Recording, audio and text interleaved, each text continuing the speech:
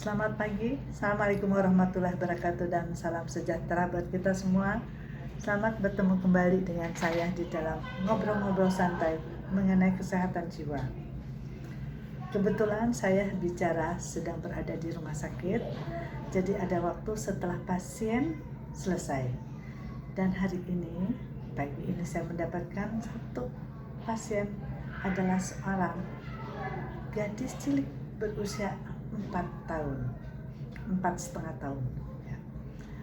Dibawa oleh ibunya dan ayahnya dengan keluhan mudah marah, cepat marah.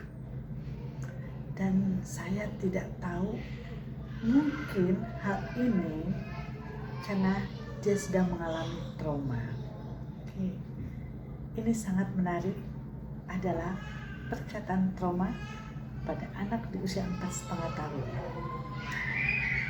Jadi saya minta ibunya bercerita dulu, karena kondisi anaknya pun depan saya merengek, cengeng, enggak, semuanya dia marah sedikit sama ibunya.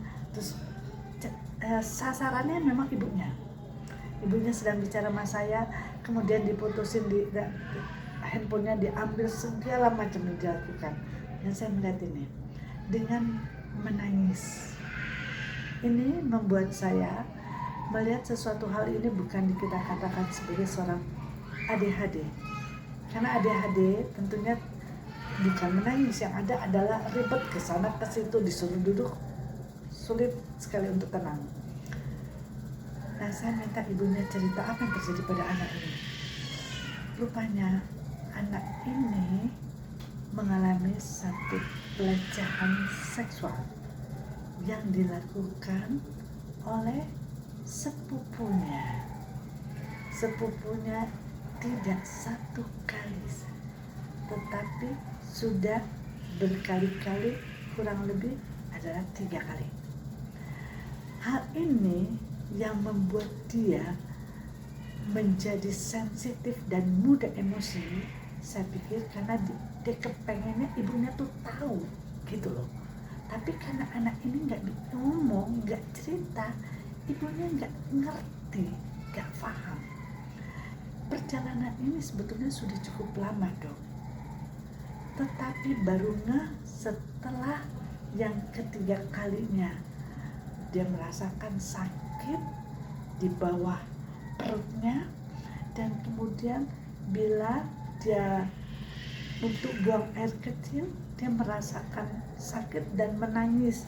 Nah, ini yang melirik ibunya untuk menyadari apakah ada sesuatu hal dengan di bawah tubuhnya ini terjadi. Nah, dia bawa ke dokter objin, dan setelah dilakukan pemeriksaan dikatakan ada luka dan sedikit infeksi. Kemudian mendapat obat yang sesuai dengan pada anak di usia 4,5 tahun. Dokter itu kemudian mengonsulkan kepada saya. Apa yang menariknya diberikan kepada psikiater tentunya adalah agresivitasnya. Mudah menangis, marah-marah, lempar barang, lempar sepatu, dia lakukan itu di depan saya. Ibunya bercerita, kita tangkap, dan hasilnya adalah anak ini mengalami satu gangguan depresi. Penyebabnya adalah satu trauma. Apa yang terjadi saat ini dan dalam pemeriksaan adalah emosionalnya yang begitu tinggi. Jadi diagnosanya tentunya adalah gangguan emosi. Kita kembalikan lagi, apa yang harus kita lakukan pada anak ini? Tentunya kita harus melakukan satu terapi bermain. Dengan bermain kita bercerita, dan kemudian saya sodorkan kertas dan pensil berwarna. Dengan melakukan satu komunikasi dengan dia, dan kita menurunkan bermain sebagai seorang terapis yang anak-anak ya, kita sulit kita untuk masuk ke dia dengan kondisi yang seperti ini. Jadi permainan itu saya munculkan di depan dia sambil kutak-katik gambar pun, kemudian ada buku, kebetulan ada buku anak-anak yang ceritanya besar dan pakai warna yang cukup terang. Jadi dengan seperti itu saya mendapatkan sedikit clue ya, artinya dia setidaknya sudah terpancing dengan permainan saya. Dia tidak pernah mau menceritakan apa yang terjadi karena saya rasa sudah cukup dari ibunya. Jadi saya tidak mau menimbulkan lagi satu ingatan dulu yang, karena kita butuh recovery-nya yang cepat. Apa menariknya ini? Nah, yang menariknya adalah satu tantangan kita bagi terapis untuk melakukan terapi, segala macam terapi kita bisa lakukan, dari mulai terapi lagu, terapi warna, terapi gambar, terapi bermain, kemudian banyak terapi yang kita bisa lakukan untuk anak seusia ini. Sangat menariknya adalah komunikasi antara orang tuanya dengan kami itu cukup terbuka. Sehingga saya katakan pada ibu ini, lakukan sesuatu hal yang bisa kita lakukan, dan kalau memang ibu berkesempatan bawa dia ke sekolah, mulai dari sekolah bermain, apa yang saya sarankan itu ternyata ibunya lakukan.